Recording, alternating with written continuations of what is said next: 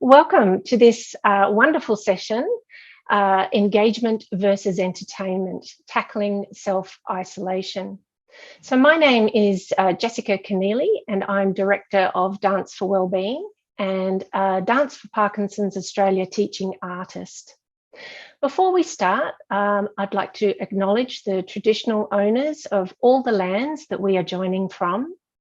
I'm joining from Awabakal land, which is North Coast, New South Wales. I pay my respects to elders past, present and emerging, and acknowledge Indigenous and First Nations participants joining us today. I would like to introduce Maury Voicey Barlin. Maury is an engagement specialist working with elders living with Parkinson's and dementia in residential aged care. He collaborates with the multidisciplinary care teams to deliver creative engagement in the Hunter region in New South Wales. And Maury is a proud member, as am I, of the Outside In Collective, a group of creatives dedicated to using the arts to engage and uplift older people. Welcome, Maury. Over to you. Thank you so much, Jessica. And just a conflict of interest here, Jessica and I are proud members and work together not only in the Outside In Collective, but also in the Hunter region. And I'm also on Awabakal land. I am greatly humbled to be asked and invited to come to talk to everyone and share my experience working in residential aged care. I just wanted to point out that I work in residential, that's my focus, and my focus is largely around one-on-one engagement. So I'm hoping that I can bring some, I guess, some value and just some thought to the areas that you're all working in.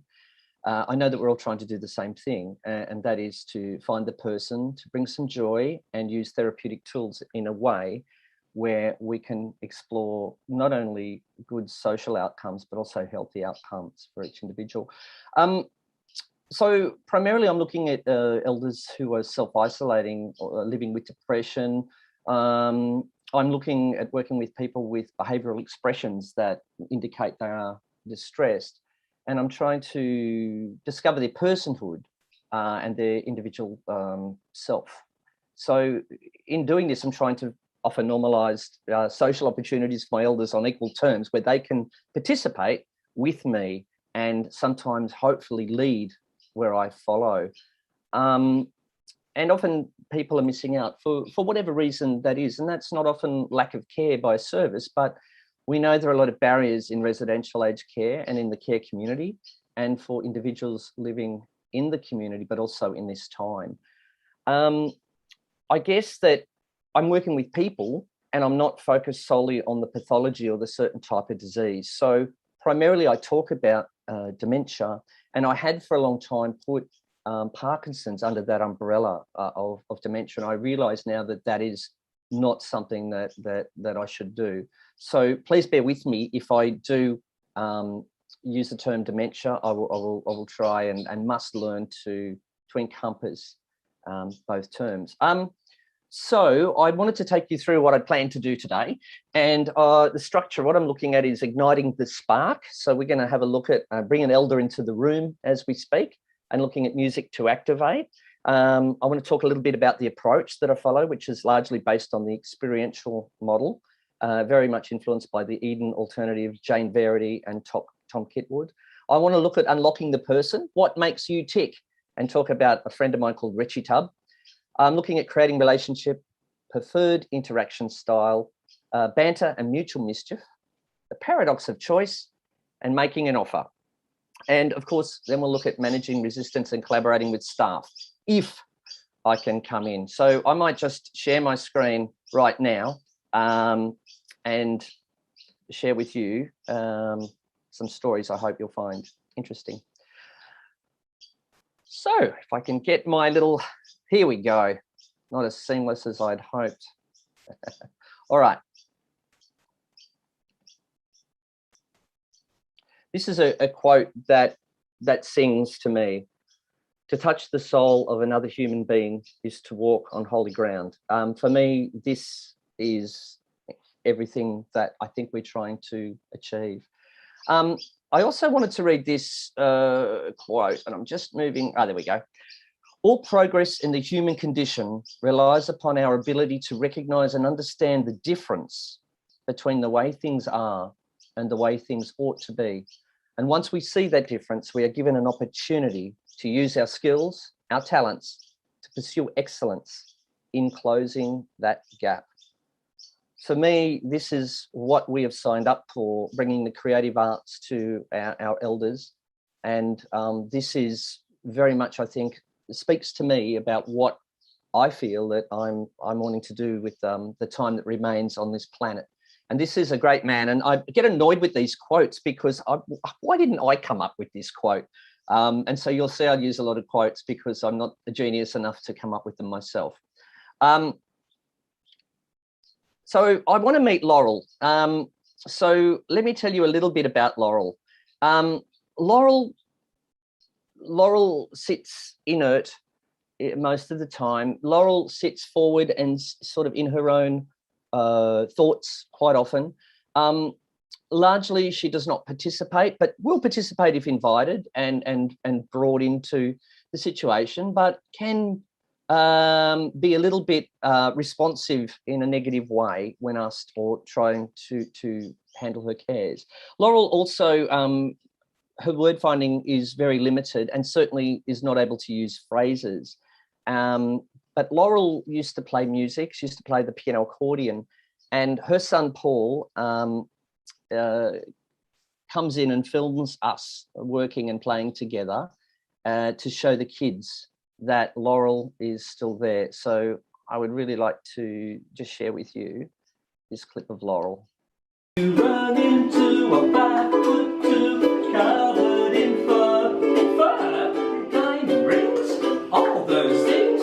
Bet your life it isn't her. How could she love? How could she woo? Could she go? Has anybody seen? Oh yeah, what are we going to sing now? Wow. How about, have you got any ideas? Yeah. How about Side by Side? Oh, Side by Side. Would you like that one? Oh, we ain't got a barrel of money. Maybe we're ragged and funny, but we'll travel along. Are you ready? Sing a song, side by side. Oh, God. I'm getting going on Oh, thank you. Go on, try it on. Oh, come on. Go on then. Oh, look at that. The other night, dear, as I lay sleeping, I dreamed I held you in my arms. When I awoke, dear, I was mistaken. So I hung my head and cried. You are my sunshine, my only sunshine. You make me happy when skies are grey. Buggy, buggy, buggy, buggy. You never know, dear, how much I love you. Oh, I made a lot of mistakes. Please don't take my sunshine away. Boom, boom. Oh, that was too much fun. That was more fun than laughing. Yeah. We can see Laurel activated by music there. And this is Laurel today. This is where she is. This was just a few months ago. And Laurel is really activated and becomes quite playful with music. It seems to connect her. And once I'm 2 or 3 songs in, then when she's activated, I start to play and throw her opportunities for banter and mischief. And she now has a hat. I bought her a hat for a birthday, and we put she puts the hat on willingly and is quite excited. And there's anticipation about the session when I show up. And I think largely this is because I choose an outfit that sort of denotes a very bad vaudeville entertainer. It kind of is a cue of what may come. And although I'm not solely working with music, it does sort of give a recognition to a type of character that that is about to come and do something fun. A saying that I love is, when an elder dies, a library burns down. And I think that I see my my job really is to try and keep the libraries open for as long as I can.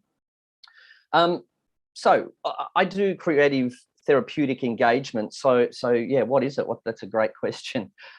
So basically, it's a therapeutic intervention based on playful engagement.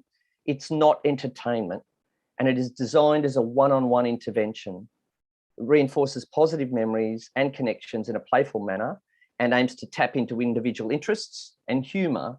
And I'm very much looking at encouraging socialisation. So a session might consist of music or song, humour, playful banter, vaudeville comedy, reminiscence, storytelling, poetry, puppetry, nonsense, cheek, respect, seeking advice and validation, whatever it takes to foster a relationship. So the criteria, I'm looking at working with people that are experiencing depression, heading towards loneliness. People that are self-isolating are pretty much my main focus.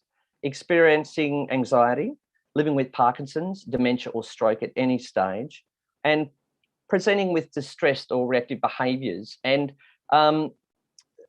I've written there no challenging BPSD, and I've left that there as a reminder because we don't use the term challenging anymore, thank goodness, because that's kind of a staff-focused term.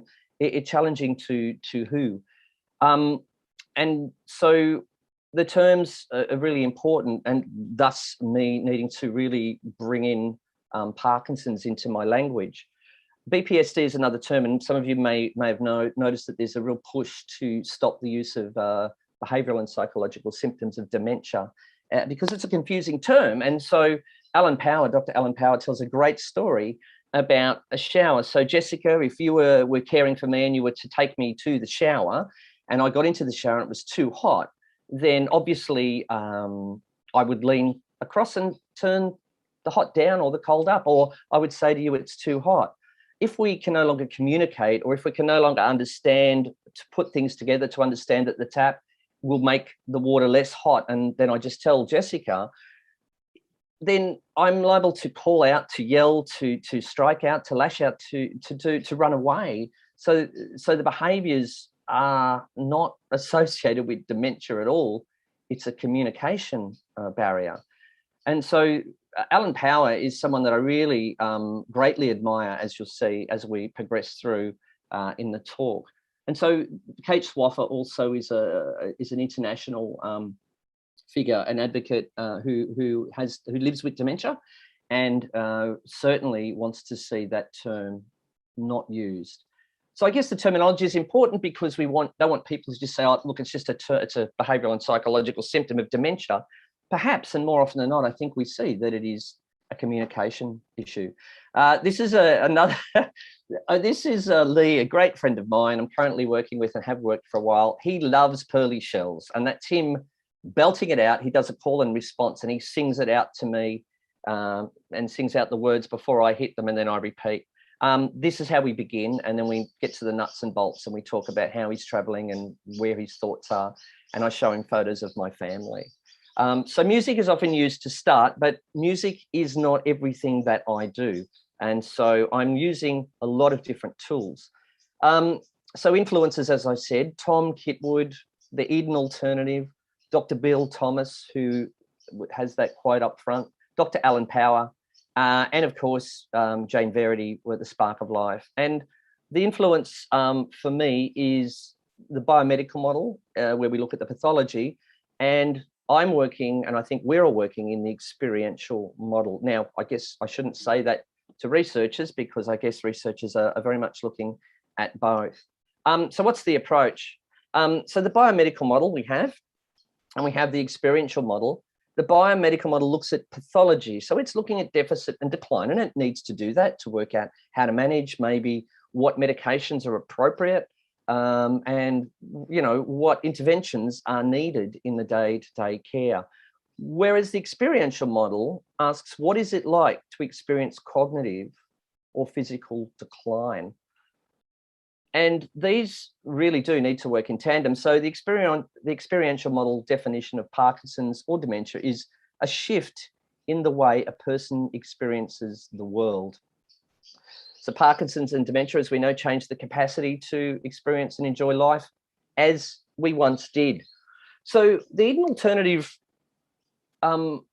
met some years ago and developed what they call the 7 domains of well-being. And this informs my work. And when I'm mentoring or training, this is where I head. This is the first port of call. So this is not what people living in aged care or our elders need. This is for all of us. This is what we all need to have a life well lived. So this is staff, this is leaders and managers, organizational leaders. This is us, creatives. And of course, it is our elders at the center of what we do. So those 7 domains, and this is freely available on the Eden website. We're looking at identity, we're looking at growth, autonomy, security, connectedness, meaning, and joy. And so I've got an example, but I just want to, for a moment, stop, because growth, when I first heard of this, I thought, growth, what? How does that work for people at end of life? Like, how does that figure? And of course, it's pointed out to me that, well, if we don't experience growth, then we do die, or we are dying, and we don't experience any development or enrichment, anything expanding or evolving. And so, you know, there is then of course no joy, but also we need to have a sense of growth so that we can participate in our world, and so that we have something to offer. Because I think very often people are sort of heading towards aged care, and they become what the sector calls them consumers, meaning they consume care. And once we start to consume, we no longer participate, and it's no longer two-way. So I think growth is a really significant part of what I'm trying to develop within my elder, and try to create situations where that can be expressed. So let's look at one of them where that might be. But Jane Verity speaks of the unmet emotional needs, 5 core emotional needs for us. And I love these. So Alan Powers says, yeah, use the domains of well-being, or use Jane Verity's emotional needs, whatever, just use one of them. And I think it's terrific to be needed and useful, to have opportunity to care, to love and be loved, to love and be loved. So not just to receive love, but to give love, to have self-esteem boosted, and to have the power to choose. And, you know, again, just focusing on that, to be needed and useful, this is really crucial in my experience. When people are living, well, I'm working in residential aged care, they often don't feel useful. They sit back and most things are done with them or for them, but they're not initiated by them. And we need to have the opportunity to care. So I try and foster these in everything I do with my children, my family, photos, stories, and yarns, and of course to love and be loved. So to give that love. So this is not about giving. Oh, sorry, this is about giving, I should say, not receiving. And without these, we are just consumers. So authentic, meaningful engagement comes from a curiosity about others. You know, what is it that makes you tick? What is it? And I think it's from the curiosity that a person has, the curiosity that we exhibit in this work, then from that flows an authenticity. And I think that we could probably agree that as people, the cognitive decline begins, as communication decline sets in, as people are no longer able to interact in the same way, or to interpret interactions or to communicate. When people sense authenticity, they gravitate towards you, and there is trust. And what Jane Verity talks about is the gates to the secret garden open, and they allow you in. This is the gate that I'm trying to enter. So, you know, we talk about the qualities that we need for this work, empathy, of course, but I think curiosity for me is really important, leads to authenticity, and that bloody thing called time. No one has enough time. And if we think about the elders living in the world now, how fast must the world seem to them? They are surrounded by people spinning and moving so quickly, and they come from a time which was very different. And so I try to create a sense of time. And asking questions is a big thing. Yeah, I talk a lot, I know, but I do ask a lot of questions, and I do sometimes listen. And then it's what you do with that answer. So I'd like to give an example, and this was a profound experience for me. and the birds are outside tweeting. I hope they're not making too much noise.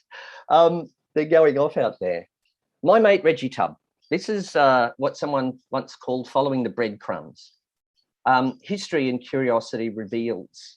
As an actor, I'm really obsessed with history about people and trying to create and unlock the character and what motivates and drives people. So I asked my partner when I went into the service, I said, tell me about Reggie Tubb. And they said, oh, he's aggressive. He's non-compliant. And, oh, yeah, he'll hit you if you get close enough. Okay, I thought, so, all right, I need a little bit more than that. And this was by someone that was very caring and I later discovered quite heart-led, but this is what they'd said about him because there was a bit of fear around my mate Reggie Tubb. So I said, let's go and look at his file. And there were 3 things written down, just 3. He was from Junee, so I knew the town of Junee. It's a very small town. I had a tea towel from Junee, not on me, but I had one, which I took in later. Now, there was in inverted commas or parentheses, someone had written he got on the Wallaby track or something. And I just happened to know that that meant the itinerant workers. They got on the Wallaby track, walking the track from property to property, looking for work. And he had been a butcher. So a butcher was very significant. And this was the beginning of unlocking this. So I knew also that butchers often would, in his day, would go on the Wallaby track looking for work. And so I decided that with a bit of knowledge I had about butchers, I thought, okay, so Reggie Tubb Clat, that says, if you look at that backwards, it says butcher talk and it says it backwards. So I'm just going to come back to screen here. So Reggie Tubb was sitting there and butchers have a way of putting, they used to put words backwards to talk about the meat in front of customers. And butchers would just have this backwards speak so that they communicate without anyone knowing. And I knew this. And it was something in the 50s and 60s that butchers did. And of course, butchers in the 70s, I remember going to the butcher shop and thinking they're really flirting with my mum. And they would talk funny. And I discovered that, you know, when they talk about, they would say on doog means no good. So they would talk also about the pretty women that were coming into the store. So I didn't know this at the time, but I soon found out, and certainly don't let any butchers get away with it now. So I wrote a whole bunch of things backwards, and I said to my partner, please, please, please, let it sit with us. We're going to sit in some awkwardness here. It's going to be really silent. So I wrote a whole bunch of things backwards. You know, how are you, Reggie Tubb? Hey, Reggie Tubb, what's happening? I wrote a couple of sentences and sort of looked at what I could say, and I held it, and I walked in, and there was Reggie Tubb sitting there, and I cannot describe the look on his face was so grey and stone cold, and there was this look on his face of being completely lost in some hard world, and I was quite taken by him, and he was sitting down in his wheelchair. Now, he couldn't walk, so he's not ambulant, but he had upper body strength. And this is what they were saying about him hitting. So I knew I had to stay about a fist length away from him. So I held my bits of paper up and I said, hey, I said it backwards, of course. Hey, Reggie Tubb. And I left it. And I said, hey, Reggie Tubb, how are you? And I left it and I left it. And I said a number of things. And then finally I said, hey, Reggie Tubb, how are you? You going okay? I let that sit, and I could see the wheels turning by now. And as they were turning, I saw something happening. And that's when I said, hey, Reggie Tubb, are you there? And I said that forwards, and he looked up at me and he said, yeah, all right, how's you? And it was like this breathless moment where he spoke, and my partner sort of held my arm, squeezing it, and she swore and said, he spoke. And I moved forward to him slowly, getting down low as I do. And I said, they tell me you're from Junee. Yes, he said, have you been there? And I said, yes, I certainly have. I know the courthouse well. He says, oh, yeah, I know that courthouse. And we began to speak. And as we were speaking, I held my ukulele up, and he looked at the ukulele. And once he started looking at the ukulele, I said, "Hey, Reggie Tub, I got a song for you." And the only two songs I knew that were sort of on the Wallaby track songs were Road to Gundagai and Click Go the Shears. And I offered them to him. I said, "What would you like?" And he said, "Oh, Click Go the Shears, thanks." There's a track winding back to an old-fashioned shack. And as I started to play, Reggie Tub started to tap the side of his chair, and his little head bounced a little bit, and he smiled at the end of it. And I knelt and said a few things to him, and he talked to me, and I got closer and closer, and then I put my hand out, and he shook it. And I said, "I'll see you again, and I'll bring that tea towel." "Oh, yeah." And that was the beginning of a great friendship. And so I tell that story because for me, it really taught me a lot about understanding people and getting deep down and following those breadcrumbs and trying to unlock who this person is. And the thing was that whoever wrote in parentheses, got on the Wallaby track or something, gave a very vital clue, even though the butcher was the big thing. So for me, that was a formidable experience and taught me much about how this work could be and how much power there is in really connecting with the individual. This is Reggie Tub. This is him. That's a hat from my butcher who gave me. I told them the story of Reggie Tub, and I used to leave that Cape Grim hat in his drawer, and we'd put it on for most of the sessions. And for, 90% of the sessions, Reggie Tub would communicate and he would commit to a song and a bit of a banter. But sometimes, if he wasn't having a good day, he would close in.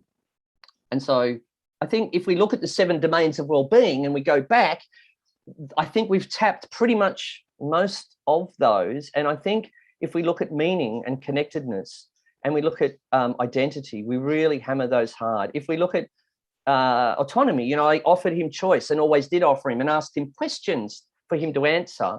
And that allowed him, I think there's growth in that, growing relationship. There's a growth in story, and there's a growth in just sharing his wisdom. And of course, there comes joy. And he felt safer, I guess. So the staff started to refer to him as Reggie Tub with my recommendation to the manager. And some sang Road to Gundagai. Not everyone does, because not everyone's comfortable doing that. But Reggie Tub was, according to everyone, a little bit easier to work with. So this is a great quote from a mate of mine who said, "There's an ember within us which can be fanned into a flame." And again, I'm really annoyed that I didn't make that up. I've got so much to get through, so I'm going to move on. Preferred interaction style. So one of the things that's key to my work, and we're all different, but what I'm looking at is what I call mutual mischief. And I use banter to create this and some cheeky, provocative naughtiness. And preferred interaction style obviously is the way that someone prefers to interact. So Laura likes to have music and likes to listen first and then gets activated. When she's comfortable, she's ready to move.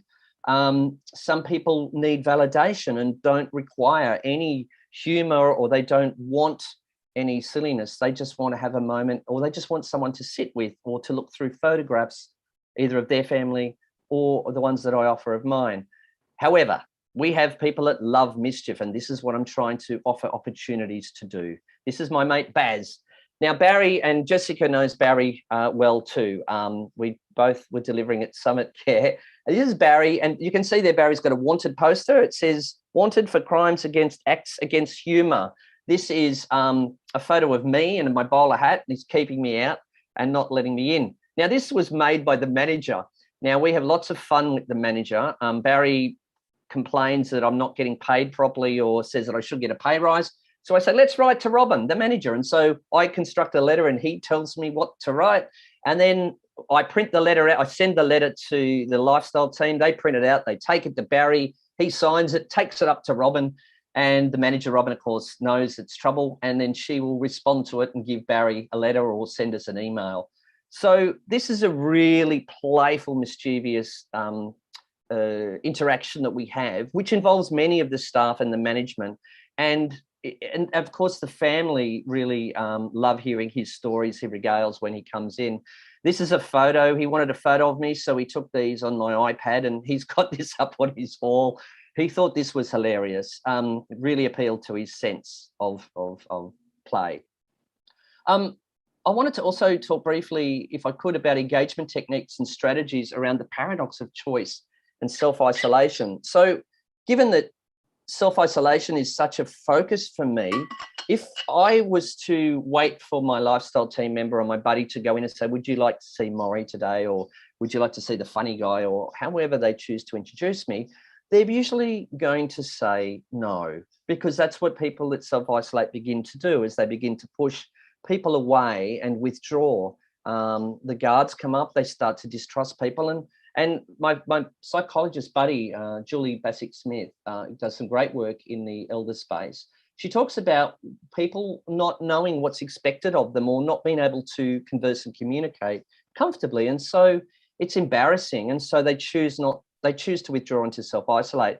So we still have to offer choice. And this is really tricky. So I kind of went back to my acting world and to improvisation, which is where I come from. And I remembered that in improv, you always make an offer. You have to make an offer. So if you make an offer, people can refuse it. And so you're offering a choice. And I started to experiment with this some years ago. And this is a picture of one of my elders modeled for this just the other day. A friend, Norma, who had great pain and always said, no, Maury, I'm in too much pain. I can't see you. I'm sorry. No, I can't see you today. Oh, I couldn't possibly talk to him. And we weren't getting anywhere. Like, it was a number of weeks where Norma was just refusing to see me. And I thought, well, I know she's comfortable with me. I wonder if there's a way to get in. And so looking at her profile once again and knowing things about Norma, because I had been seeing her, she had a great fondness for what she called exotic textiles and jewelry from foreign countries. And so I began to go in with things like silk scarf. This one's from Laos. It's a beautiful silk scarf. I'd go in with a South American llama wool bag over my shoulder. I'd go in with a Thai hat or a Vietnamese blanket, and I would drape them around me, and I'd go in and say, hi, Norma, I heard you in a lot of pain. Yes, I'm sorry, Maury, I can't today. And I would stand there and I would validate how she felt or how I imagined she was feeling. And she would say, thank you. And then as she would look at me, she would look at the item. Once she looked at the item, I would hold it and hold up and say, oh, that's a shame. I was hoping you could tell me what this might be made out of, Norma. But look, I understand you need to be alone. And look, I'll try next week. And she would say, can I have a look at that? Or she'd put a hand out and grab it. And once she did that, that was an invitation for me to stay for as long as she was comfortable with. And so from this, I was able to get in to see her, and she had the ability to decline my visit. And the thing was that if I went in and she really didn't want to see me, then I would honour that and leave, so that I set that as a mechanism for trust for later visits, but also making sure that we offered choice. And so the aged care team, the staff, were happy for me to do this once they saw it in action.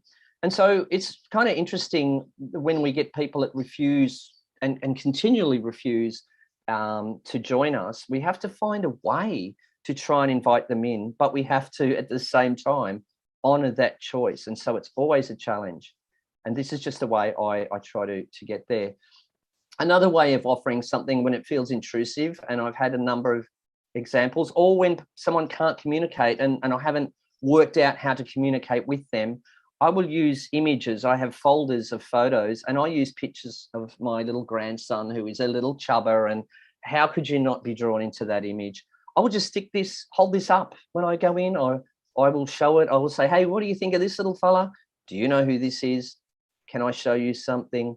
Or to my mate, who was a big South Sydney supporter, I said, what position do you reckon this little guy's going to play when he grows up?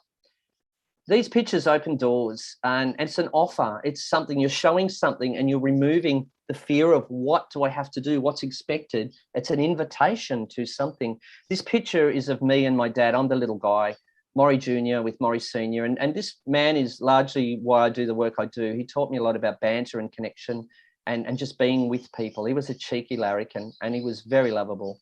So I use this picture a lot, and this sorry to interrupt, Maury. And sometimes I don't even need to speak. I just sit with people and let them look through pictures.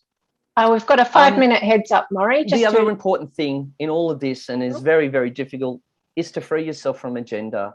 People with cognitive decline and, of course, communication barriers often are reading the emotion in the room. They're reading what's coming because they may not have capacity to read anything else. And so what they're looking for is that authenticity. And if you come in with an agenda, a really strong agenda, I've got to communicate, I've got to get in there, they will sense it, I believe. And so I think trying to and this is very difficult, but it's really about freeing yourself of that agenda and letting it unfold slowly.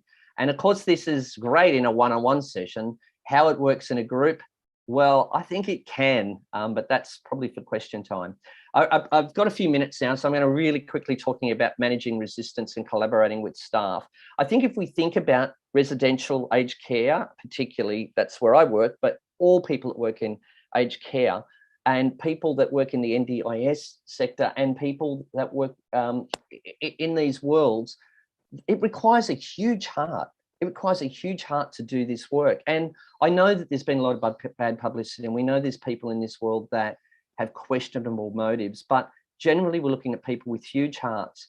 And we have to understand also, this is what the words of Bill Thomas again, how much has been taken from us. Those of us that work in the field of long-term care, how much we've lost because of the consequences of being big-hearted people trapped inside a rigid, cold, difficult and institutional system. We've had much taken from us as well. This is an incredible talk that he gives at the Pioneer conference some years ago, and I will share this with Erica and Jess and the team later, and if you want to see it. But my point is that when we go into residential aged care or aged care services, or we try and work with people that are caring in their daily lives, there's a sense of program fatigue. You know, they've had so many programs, so many ways and methods thrown, and this, you could be just another one. And so it's important to remember that these people might seem really cold and harsh and not very interested in what you do and not really help participate.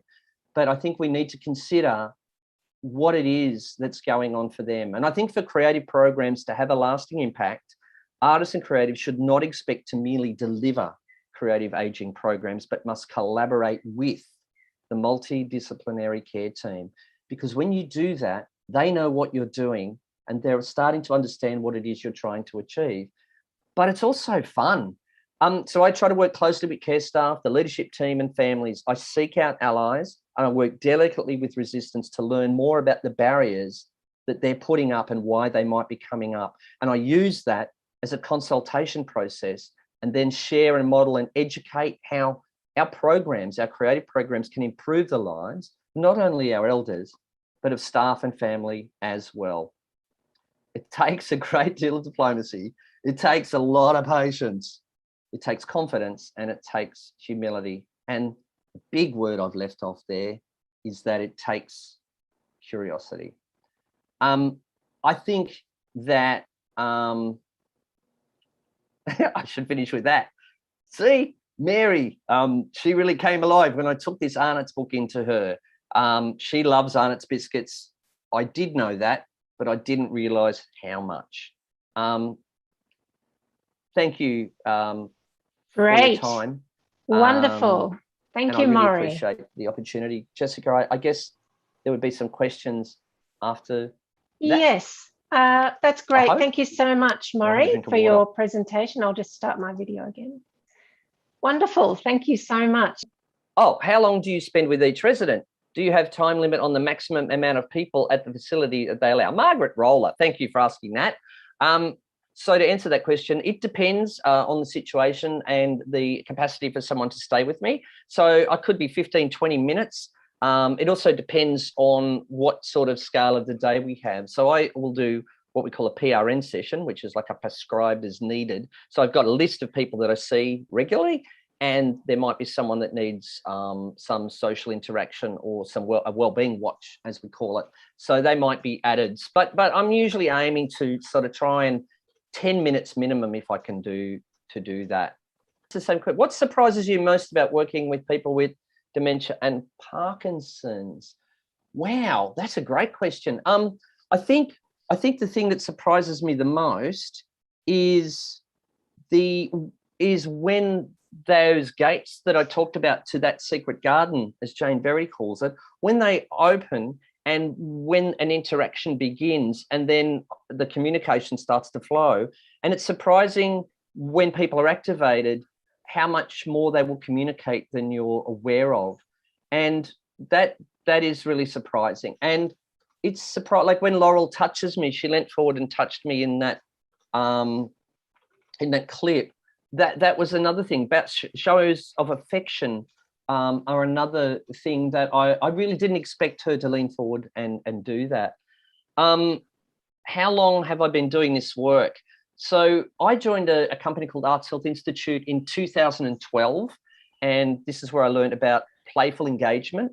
They used to call it humour therapy, which is not a term I use. I like the term therapy. And this is where I met Jessica through Arts Health Institute, and I learnt the craft of there. And this work came from the clown doctors. So we share the same DNA with the clown doctors in terms of finding joyful ways to interact and to find the awkward moments in life and try to bring some joy and some understanding, but also some meaning through any way. And if that can be humour, that's great. It's not always humour that it's done in. So I've been doing this since 2012. As an independent in the Hunter, I've been going since the end of 2017, operating on my own in this work. And I'm being asked if we'd like to wrap. No, I don't want to, Jessica. Yeah, look, thank you so much, and I'm sorry we lost the sound. I'm really not sure what's happened there, but I'll pull that out. Thank you so much, everybody, and have a wonderful session, and the work you're doing is amazing. Thank you. Great. Thank you so much, Maury. What a wonderful presentation. We're very lucky to have you speak, and I hope everyone enjoyed that. If you have any further questions for Maury, perhaps put them in the chat and we can send them on if that interests you. And yes, you can also look at Maury's work on Facebook or LinkedIn under the Outside In Collective or under his name as well. Thank you all very much for joining us, and have a lovely afternoon. I hope there's lots of things ahead for us. So